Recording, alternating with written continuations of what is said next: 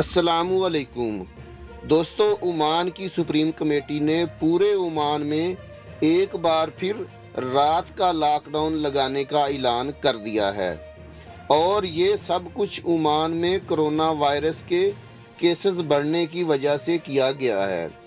जैसा कि आप लोगों को मालूम ही होगा कि ओमान में अब डेली के हिसाब से कोरोना के केसेस बढ़ रहे हैं और कोरोना वायरस की वजह से अमवात में भी इजाफा देखने में आया है।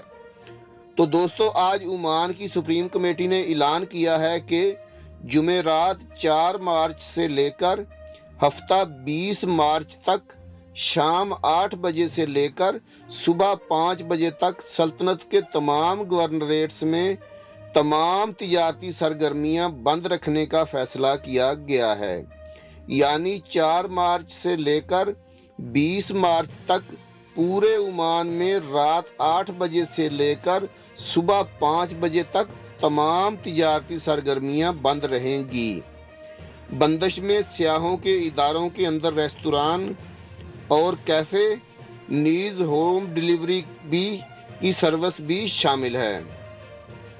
पेट्रोल भरने वाले स्टेशनों, सेहत के इदारों और निजी फार्मेसियों को इस बंदिश से खारिज कर दिया गया है। यानी पेट्रोल पंप्स, सेहत के इदारे और निजी फार्मेसी ये सब चीज़ें बंद नहीं होंगी।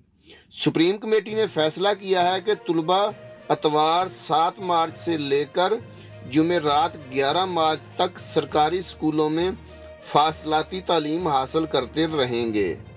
इस इकदाम की तशख़ीस सल्तनत में वबाई अमराज की रोशनी में की जाएगी।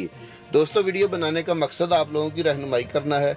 वीडियो अच्छी लगी तो लाइक करके चैनल को सब्सक्राइब ज़रूर कर दीजिएगा ताकि आने वाली इन्फॉर्मेटिव वीडियोज़ बर वक्त आपको मिल सकें। अल्लाह हाफिज़।